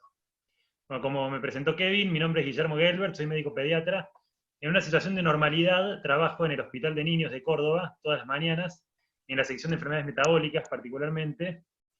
Tengo un consultorio privado donde trabajo todas las tardes, atiendo pacientes con internación domiciliaria y trabajo también en investigación en la Clínica Universitaria Reina Fabiola. Actualmente mi rutina diaria cambió un poco, se vio modificada. El hospital está ubicado en el polo hospitalario, donde se encuentran otros dos centros importantes como son el Hospital San Roque y el Hospital Rawson. La provincia decidió cerrar el polo hospitalario para centrar los pacientes con diagnóstico o sospecha de infección por COVID-19. Se bloqueó esa zona para el acceso vehicular, por lo que mi entrada habitual cambió, teniendo que dejar el auto a algunas cuadras, camino un poco hacia el hospital, y la entrada del personal también se vio un poco modificada. Hay accesos restringidos para pacientes, se armó un camino para sospechas con infección por COVID-19, se preparó una sala de internados para este fin, se agregaron camas de terapia. El paciente ingresa por una puerta trasera, donde antes era el estacionamiento, donde dejábamos el auto los médicos, a un consultorio para hisopar, y de ahí pasa al internado, o por la guardia por un acceso restringido, separado. Se intenta que no se junte ni espere con otros pacientes el sospechoso, y se le coloca un barbijo a la familia que lo acompañe y al paciente. La preparación para hisopar lleva un buen tiempo, y tenemos capacitaciones regularmente para vestirnos con los elementos de protección personal y para sacarnos los elementos. Este momento de sacarse el elemento es clave, porque ahí es donde se vieron mayores contagios, es el mayor riesgo que tienen. Entonces nos están dando muchas capacitaciones para poder extraerlos. Personalmente hasta el momento no me tocó hisopar ningún paciente con sospecha. Lo que sí me cambiaron de servicio, no estoy ahora en el servicio de enfermedades metabólicas, por un tiempo me pasaron al internado, a la sala de internado, así que estoy por las mañanas ahí. nos organizaron tanto a los médicos de planta o contratados y a los residentes para trabajar 7 días y reducir la exposición otros 7 días. Para revisar pacientes respiratorios, donde estoy en la sala donde estoy, respiratorios o febriles, debemos, desde hace ya 14 días que se declaró a Córdoba capital como una con circulación comunitaria del virus, nos aumentaron los protocolos de seguridad del personal, usando barbijos N95, gafas o escafandra, y batas descartables y guantes. En los momentos que no estamos en contacto con el paciente, en el resto del momento en el hospital, debemos usar el barbijo quirúrgico y respetar la distancia, por lo menos de 1 metro entre profesional y profesional, cosa que es bastante difícil porque los espacios son bastante reducidos, la sala de médico es chica, la sala de enfermería, lo que tratamos de hacer también es ventilar bastante los ambientes, es lo que se puede hacer. En lo personal, al salir del hospital me saco el guardapolvo antes de subirme al auto, tengo alcohol 70% en gel y en aerosol para desinfectar las manos cada vez que toco la ropa, y desinfecto el volante, la palanca de cambios, los botones de la radio, todo lo que pueda tocar, lo desinfecto con el alcohol aerosolizado en una gasa o en un algodoncito. Eso es importante, no aerosolizar directamente el volante, porque eso puede generar partículas y se pueden respirar esas partículas. Entonces lo ideal es aerosolizar más que nada un algodón o una gasita, y con eso desinfectar el resto de las cosas. Yo me mantengo con el barbijo quirúrgico hasta llegar a mi casa, cosa que en realidad no es necesario si uno está solo en el auto, pero es bueno acordarse de no tocarse la cara. Entonces eso me mantiene más que nada en eso, en acordarme de no tocarme la cara con el barbijo. Al llegar a mi casa hicimos con mi esposa y la familia un protocolo de ingreso. Entro por el garage, me saco los zapatos, cambio la ropa, tengo la ropa para cambiarme en el garage mismo, y entro directo a bañarme, a ducharme, antes de tocar a las nenas. Una cosa importante a tener en cuenta para todos, no solo para quienes trabajamos en salud, es que al volver a la casa hay que limpiar siempre el celular con un algodón igual, con alcohol al 70. Es importante limpiar el celular, limpiar la billetera, limpiar las llaves, todo lo que uno lleva al exterior, porque uno inconscientemente puede tocar estas cosas tocando otras cosas afuera. Así que eso es muy importante. En cuanto a mi consultorio privado, donde trabajaba todas las tardes, lo estoy haciendo solo 1 o 2 veces por semana, con turnos programados para evitar la conglomeración de gente. Pido que todos los padres ingresen con tapabocas, con un barbijo. La secretaria atiende con barbijo y con una escafandra. Yo atiendo igual que a los pacientes del hospital, con el barbijo N95 y con las gafas o la escafandra. Y el regreso a mi casa es de igual manera, con todo el protocolo de seguridad. Habiéndoles contado un poquito de cómo es el día a día del médico, voy a enfocarme ahora en el coronavirus y la pediatría. Ya que yo soy pediatra, estoy leyendo un poco de artículos de COVID-19 y pediatría en el mundo. Los niños de todas las edades pueden infectarse. Todos los niños pueden infectarse. La mayoría de los niños afectados generalmente no se enferma con tanta gravedad como los adultos, y algunos quizás no presenten ningún síntoma. La mayoría de los niños son asintomáticos. Los casos pediátricos hasta el momento han sido escasos. En base a la información disponible durante la pandemia, solo un 2% del total de los afectados han sido menores de 19 años.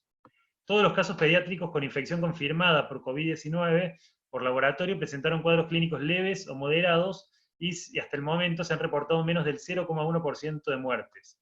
Según el reporte de casos pediátricos publicado hasta el momento, la edad de inicio de la enfermedad varía entre 1,5 meses y 17 años, con una mediana de 2 años. La mayoría de los cuales, un 82%, tuvieron un contacto con casos infectados o eran casos intrafamiliares. En general, los pacientes están asintomáticos, por eso se hace solamente el hisopado a los pacientes que tienen el padre o la madre o algún miembro de la familia con la infección. Pero los chicos no es que lo requieran por síntomas. El promedio del periodo de incubación es de 5 a 6 días, puede variar entre 2 y 14 días, y en pacientes pediátricos puede extenderse hasta 24 días el periodo de incubación. Ingresa por mucosa bucal, nasal y conjuntival, es una T, por eso hay que evitar tocarse esa zona. No está establecida la transmisión vertical ni por leche materna, o sea, ni en el embarazo ni en la leche materna todavía está establecida esa transmisión. El paciente puede estar asintomático, como dijimos, o tener un cuadro leve con fiebre. Un 50-60% de los casos son asintomáticos o con cuadros leves, o pueden tener tos seca en un 38%. Pocos tienen síntomas respiratorios altos como rinorrea, o sea, los moquitos que chorrean moco, o congestión nasal o dolor de garganta. Un 15% de los pacientes aproximadamente tienen síntomas gastrointestinales. Eso también es importante porque uno no lo relaciona, pero pueden tener diarrea, dolor abdominal y vómitos. En general, los niños tienen una evolución clínica favorable y se recuperan en 1 o 2 semanas del comienzo de la enfermedad. Se han detectado el virus en secreciones respiratorias hasta 14 días del comienzo de la enfermedad y hasta 30 días en materia fecal. Igualmente se desconoce si la persistencia viral en secreciones y en materia fecal juega algún rol en la transmisión de la enfermedad. ¿Cuáles son las recomendaciones en pediatría ambulatoria, o sea, en el consultorio en estos tiempos de pandemia?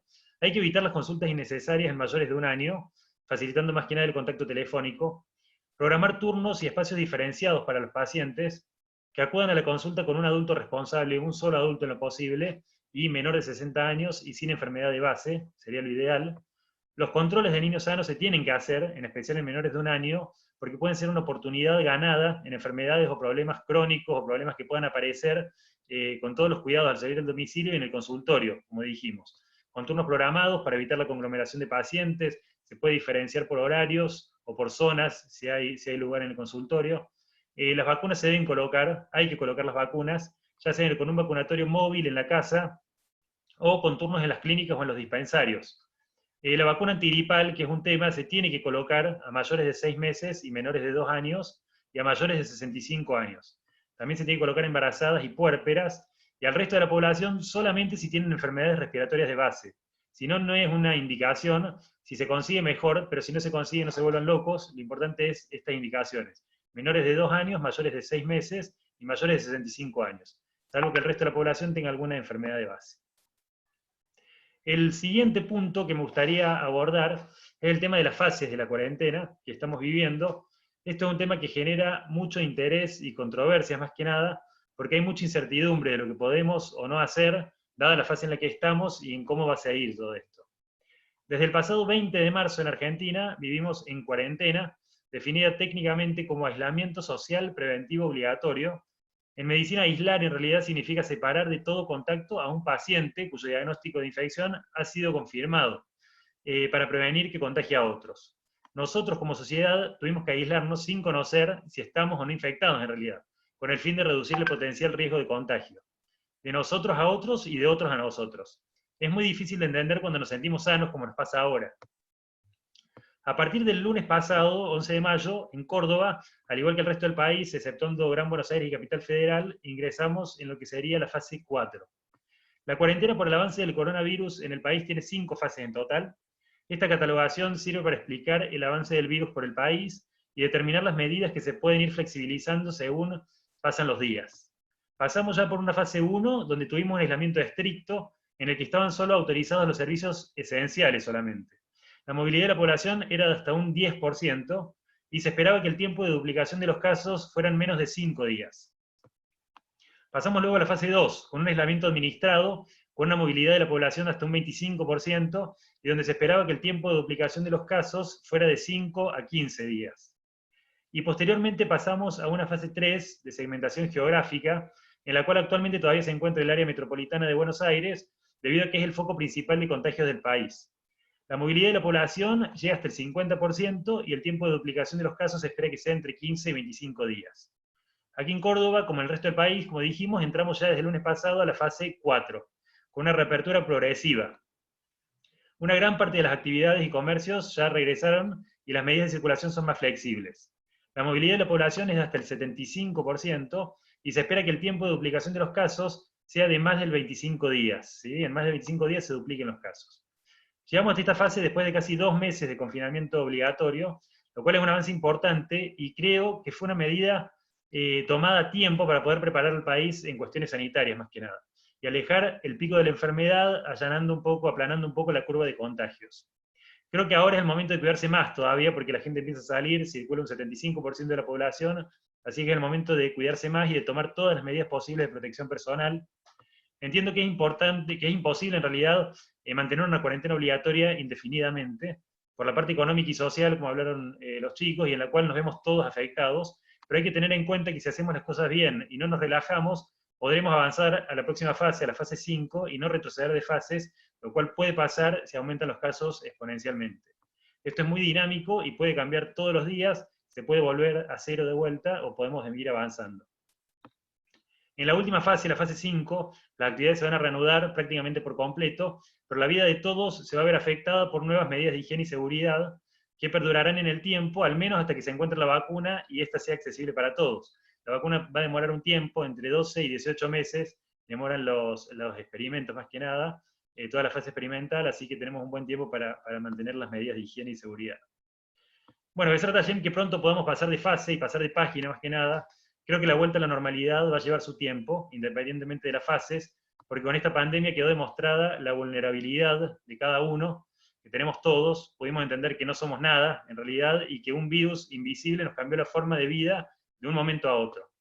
Creo que durante esta cuarentena todos pudimos pensar y valorar, además de comer sin parar, cada Shabbat en el Shil, cada domingo en un asado con la familia, un café con algún amigo, un cumpleaños, que Baruch Hashem siempre pudimos vivir sin pensar que era un milagro cada cosa que hacíamos y la salud que tenemos.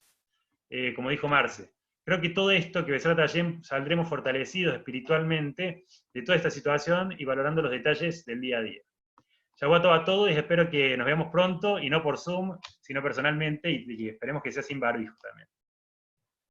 Muchas gracias a todos. Muchas gracias, Guille. Muchas gracias, y amén a todos tus buenos deseos. Bueno, hola a todos, gracias a todos los super expertos que nos han hablado, y ahora me toca presentar, tengo el honor, a Daniela Hatches, es psicopedagoga, magíster en educación, coach profesional, es hermana de un rab muy querido aquí en Córdoba, una amiga mía que quiero mucho. Ella trabaja en el Centro de Adolescentes y Jóvenes de la Clínica Las Condes, que es una de las mejores clínicas de Chile, de Santiago, y también en Educom Lab. Y es mamá de 5 hijos hermosos, que creo que es la mejor referencia que podemos tener, porque son niños felices, y creo que eso habla por sí sola. Así que ahora con ustedes a Daniel. Hola a todos, muchas gracias por la presentación. Estoy muy contenta de que me hayan invitado a hablar en esta charla. La idea principalmente es poder darles tips o sugerencias para que ustedes puedan aplicar en sus casas y que este proceso con los niños se haga de la mejor forma posible, de la forma más saludable posible. Así que les voy a mostrar una presentación. En la mitad de la presentación voy a parar a ver si tienen preguntas, así que si quieren ir escribiendo en el chat, para poder ir resolviendo todas las dudas que puedan ir surgiendo. ¿Ya? Un segundo que voy a compartir la pantalla. Ahí está. ¿Sí? Háganme con el dedo. ¿Sí? ¿Ok? Ya, entonces vamos a partir de esta presentación, que es cómo llevar este proceso de ayudar a los niños a estudiar desde la casa, haciendo de este un espacio y un tiempo de crecimiento, de tranquilidad, dentro de lo que se puede en la cuarentena y teniendo que estar encerrados, ¿no es cierto? Entonces, bueno, el primer punto que creo que es fundamental es tratar de encontrar un equilibrio, ¿sí? No podemos esperar que todo sea perfecto, que los niños, el foco primero que tenemos que tener es que ellos estén tranquilos en las casas, que ojalá velar por su salud mental sobre los aprendizajes académicos. Esa es como mi primera recomendación como psicopedagoga y como mamá también, que al final este tiempo es verdad que tienen que hacer cosas del colegio y que ojalá sigan con una rutina, pero de qué manera poder encontrar este equilibrio para que eso no sea en contra de la salud mental de nuestros hijos. ¿Ya? Así que ese va a ser principalmente el foco, cómo ir encontrando estas herramientas que nos puedan ayudar a que nuestros hijos estén bien y paralelamente que puedan ir aprendiendo en el proceso. ¿Sí?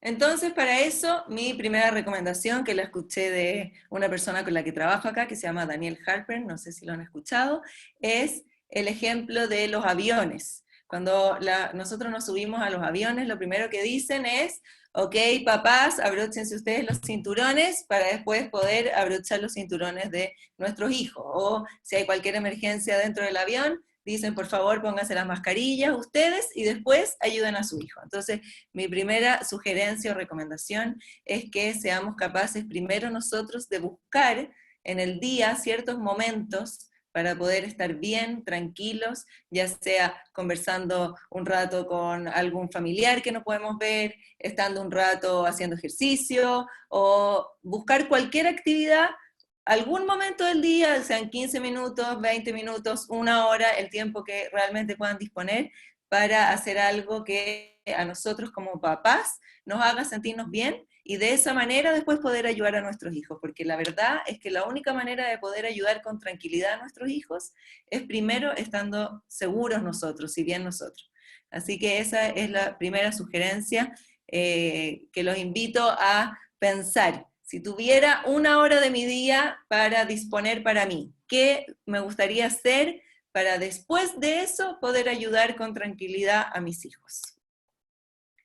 Como segunda recomendación es aclarar y bajar expectativas, ¿ya? Nosotros en todas las clases que se hacen de Sharon Bait o distintas temáticas, siempre se dice que el problema principal de las peleas en la casa es porque tenemos expectativas diferentes de las que al final nuestra pareja o nuestros hijos van cumpliendo. Entonces, por ejemplo, yo estoy en mi casa y veo que mi esposo llega un poco más tarde, entonces empiezo a pensar, uy, quizás me fue a comprar un ramo de flores porque hoy es Shabbat, o empiezo a pensar así, y en verdad llega y no eran flores, sino que se atrasó en algo del trabajo, no sé. Entonces ahí mis expectativas, que era que él me trajera un ramo de flores, se ven frustradas y por eso yo me empiezo a enojar, ¿ya? Entonces el punto aquí es tratar de tener expectativas según la realidad que estamos viviendo, ¿sí? No podemos esperar que nuestra casa esté así lujosa como se ve en la foto, en una de las fotos, ¿no es cierto? Si tenemos 5 hijos en la casa, por ejemplo, sino que tenemos que saber que seguramente a lo largo del día la casa se va a parecer más al de la niña que está sacando fotos con todos sus peluches y juguetes y ositos alrededor, más que la casa perfectamente ordenada. Entonces, en el momento que somos capaces de bajar esas expectativas y aclararlas, poder hablarlas con el resto de la familia, qué es lo que para mí es muy importante que pase durante el día, por ejemplo, y que ellos también puedan decir qué es lo que para nosotros es muy importante que pase durante el día. Y en base a esas expectativas, dentro de lo que se puede lograr, que podamos trabajar juntos en familia, ¿sí? Pero no tener expectativas altísimas que nadie conoce, y esperando que el resto de los integrantes de la familia puedan cumplirlas. Esta historia que voy a contar ahora es una historia que me la contó mi hermano. ¿Ya? Así que si alguien de aquí la escuchó es porque es una historia de él, que transmite muy bien este punto, momento de escuchar. Y la historia cuenta acerca de un pueblo que quería elegir al próximo sabio del pueblo. Entonces había uno de los señores que se postuló, que era el más sabio de todos, que todo el mundo decía, oh, y él seguro va a ganar porque es demasiado sabio, y había otro que se esforzaba por ser sabio, pero era un poquito menos sabio que su compañero. Entonces se empezaron a preparar, fueron los dos, cada uno estaba en una pieza del mismo hotel, antes de la presentación frente al público, y el que era muy sabio empieza a practicar el discurso que iba a dar en la charla, ¿no es cierto? Entonces empieza a decir que iba a hablar de Aristóteles, iba a hablar de Platón, iba a citar a Nietzsche, y empezaba así a comentar distintas cosas, y el otro señor, que era el segundo, el que no era tan sabio, empezó a escuchar esto. Entonces agarró un vasito, lo puso en la pared, empezó a escuchar todo lo que le decía el otro señor, y decidió anotar cada uno de los puntos que el sabio, el más sabio, iba a decir en el discurso. Entonces, bueno, llegaron al otro día, se para el que no era tan sabio y dice, por favor, ustedes saben que yo no soy tan sabio como mi compañero, así que quiero pedirles, por favor, si me dejan hablar a mí primero, porque si él habla primero, seguro nadie me va a escuchar. Entonces se para este señor que no era tan sabio y empieza a decir su discurso, y era exactamente lo mismo que había planeado el otro señor. Entonces empieza a citar a Aristóteles y a Platón y a Nietzsche, terminó el discurso, todos se paran a aplaudir increíble, y él pensó que ya había ganado, porque era impresionante todo lo que estaba diciendo, y después se para el segundo señor, el que era más sabio, y dice, bueno, yo les quiero decir algo, ustedes siempre han pensado que el que habla mejor realmente es el que demuestra su sabiduría, pero yo les voy a venir a enseñar algo diferente. El que sabe escuchar es realmente el más sabio de todos. Así que ahora yo voy a decir paso a paso cada una de las cosas que dijo mi compañero, porque eso es la real sabiduría. Saber escuchar es mucho más valioso que saber hablar. Bueno, entonces esa es la historia, y lo que quiero graficar con esto es que nosotros como papás muchas veces estamos en la casa dando órdenes, y haz esto otro, y empieza a hacer la tarea, y empieza a hacer lo otro, y se nos olvida escuchar muchas veces. ¿Qué está pasando realmente con nuestro hijo? ¿Qué es lo que quiere transmitirnos? ¿Cómo está tomando él los aprendizajes que tiene que tomar? Así que otra de las invitaciones que yo les hago es que este también sea un momento de escuchar, de ver qué es lo que ellos necesitan y qué es lo que tienen realmente para decirnos. Este siguiente punto, no le puse número, creo que es la cuarta recomendación, es en relación a las motivaciones. ¿Sí? Acá yo puse una foto de una cuerda con un nudo. ¿Por qué?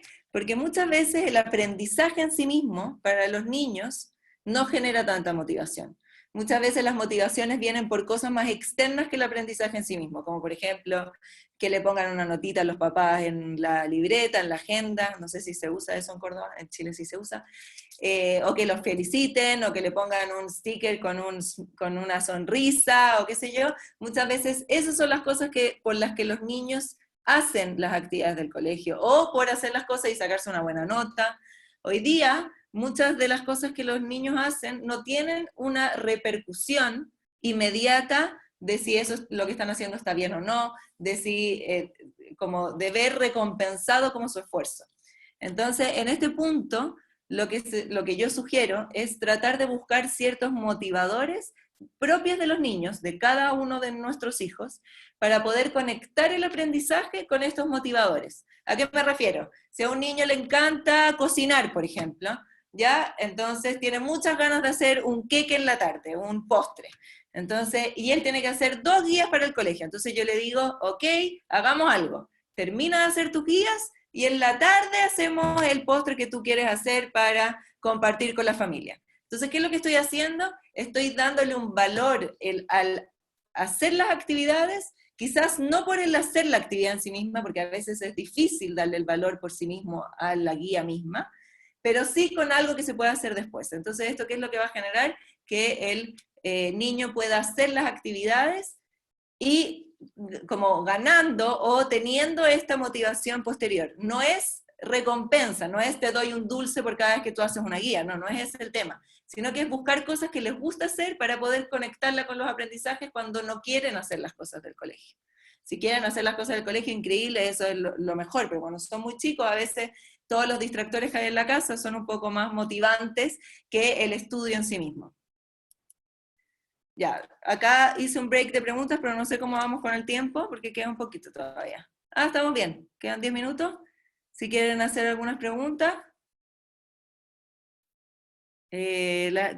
¿Cómo lo hacemos? ¿Lo leo yo o no las veo aparecer las preguntas? Sí, podés leer si querés desde el chat.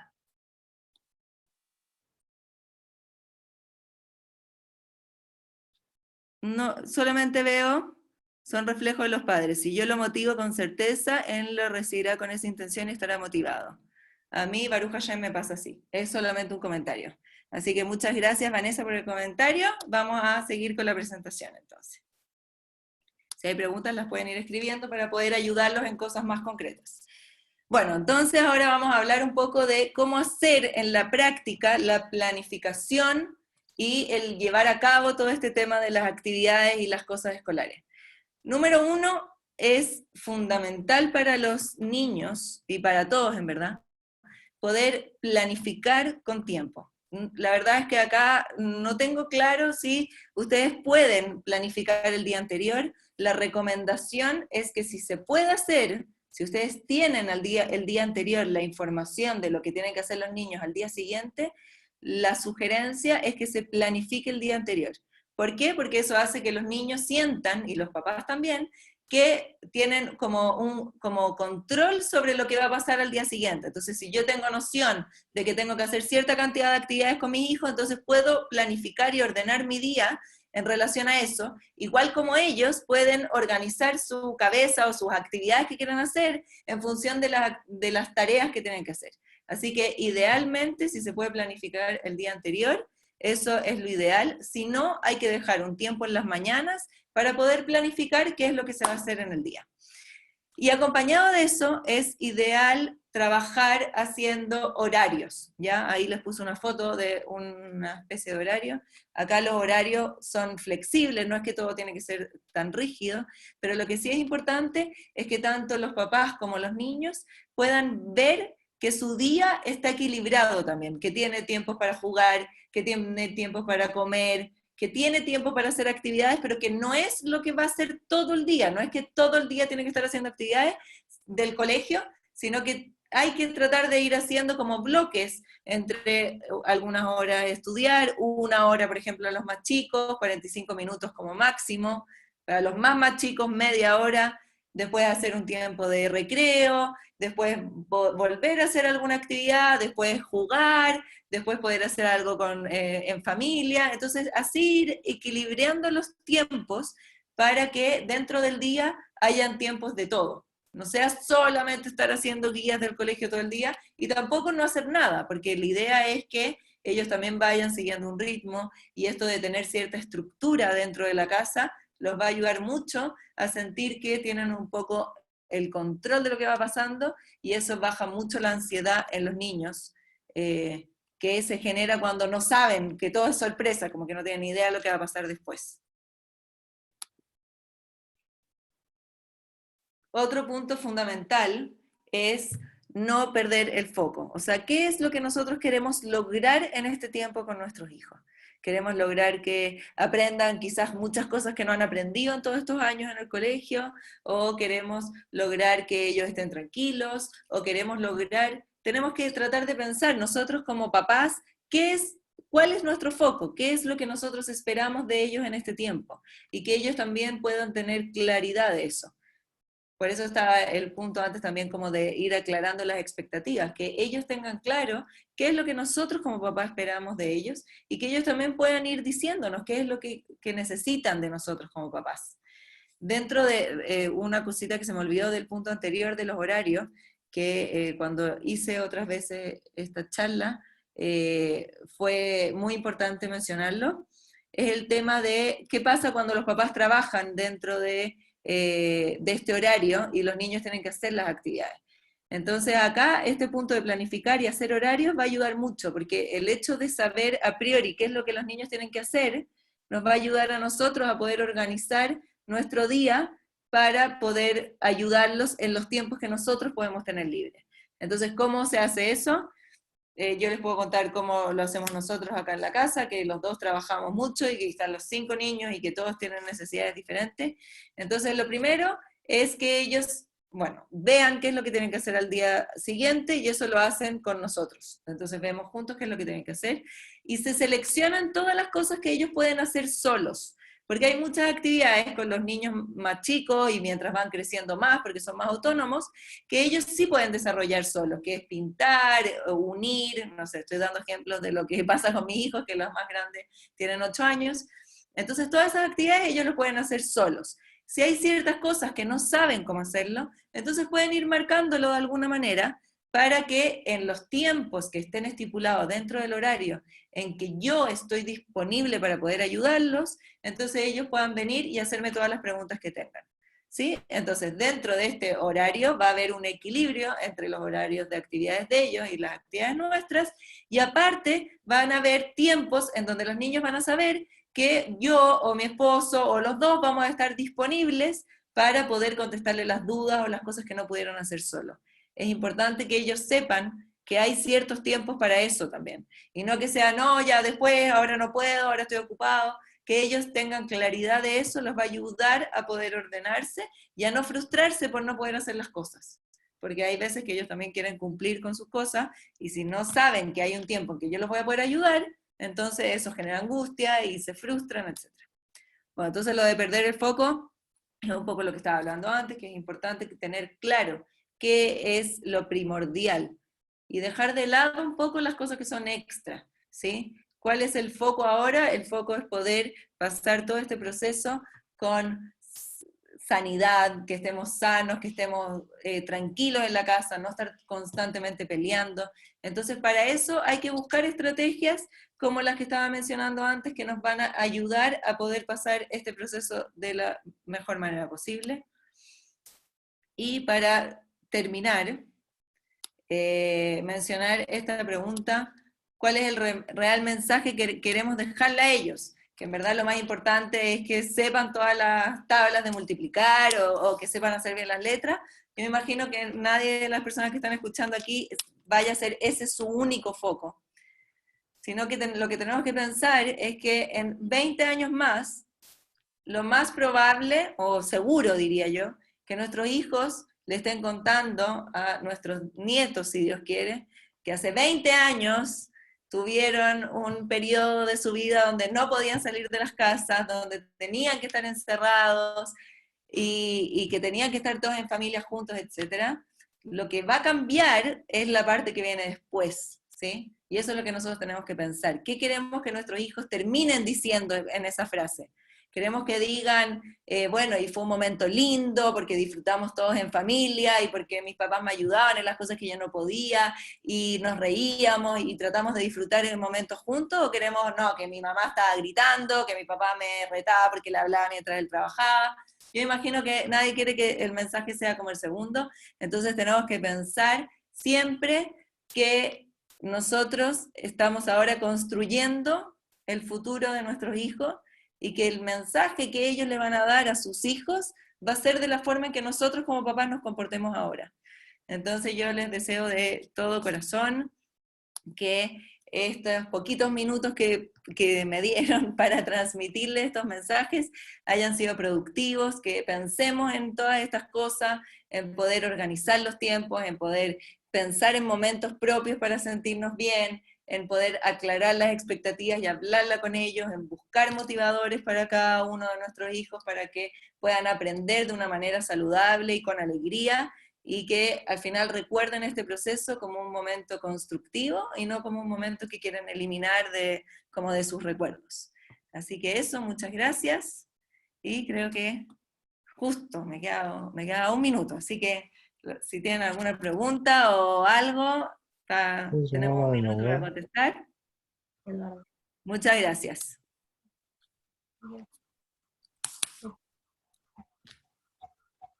Parece que no hay... Jorge, ¿puede hablar? Sí, ¿se escucha? Muchas gracias, Daniela, muy lindo. Gracias, Gustavo, gracias, Marcela, gracias, Eduardo, gracias, Guille. Muy lindo todo lo que escuchamos, todo el aporte que se dio. Y quiero cerrar con unos pequeños puntos que me quedaron de esta hermosa conversación para regalarles, que es ¿en dónde nos enfocamos? Yo acá escuché la palabra que se sonó mucho en todas las conversaciones, que fue yo puedo elegir. No soy un espectador de esta situación, sino Hashem me puso en este momento para que pueda elegir. Entonces, desde este lugar que puedo elegir, puedo ver dónde me enfoco. El segundo punto, muy lindo que trajeron, es que de lo que yo veo, puedo sacar para abrir posibilidades o para cerrar posibilidades. Vuelvo a tener la misma oportunidad, Bejirá Hopshi, la oportunidad de tener esta libre elección que Hashem me dio para decidir si esto me va a tirar abajo o me va a levantar para, como trajeron en un momento, recrearme. El tercer punto, muy lindo que vi, es este tema de la confianza. ¿Cómo debo tener confianza? Hay tres tipos de confianza que nosotros aprendemos, que es la confianza que hay sobre lo que yo puedo hacer, porque lo he hecho en el pasado. Hay la segunda confianza, que es lo que uno puede aprender de que otros lo hicieron. Y la tercera confianza es la confianza existencial. Yo soy un ser que fui insuflado por Hashem, y ese alma divina poderosa está dentro mío. Desde ese lugar, con esa confianza existencial, puedo trabajar continuamente. Y el punto siguiente es la indagación apreciativa. Indagación apreciativa significa que depende cómo yo me tome las cosas, mi cuerpo se va a comportar igual. Si yo tomo cosas como negativas, mi cuerpo va a disparar dentro mío una química que me va a debilitar, así físicamente, no espiritualmente estoy hablando. Y si yo me pongo de forma positiva a crear posibilidades, a recrear lo que veo, mi cuerpo va a crear en mí sustancias que me hacen ver el futuro desde otro lugar. Y voy a terminar con una pequeña historia, que ya la escucharon, pero como dijo el Ranjal, no vengo a decirles nada nuevo, sino recordarles lo que ya hemos visto y que por alguna razón no hemos olvidado. Dicen que había un hombre que se había enfermado y en esta enfermedad que tuvo que pasar por un respirador para que no se le acabe el oxígeno.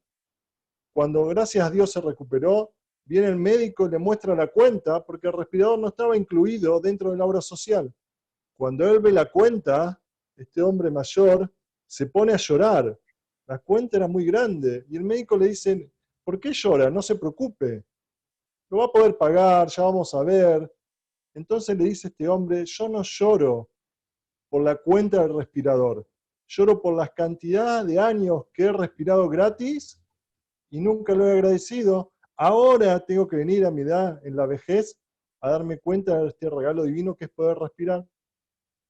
Entonces, el mensaje que queda acá es un lindo ejercicio que los invito a hacer. Esta es mi situación real, como yo me veo. Y esta es mi situación ideal. Real es hoy, 17 de mayo. Ideal, me pongo en el futuro donde yo quiero estar. Y como yo quiero estar. Y los invito a que en esa brecha, en ese espacio, empiecen a pensar qué es lo que quiere que pasen y de qué manera se quieren formar para ir preparándose para este presente. Porque el futuro habla de esperanza. Y la esperanza solo te invita a esperar.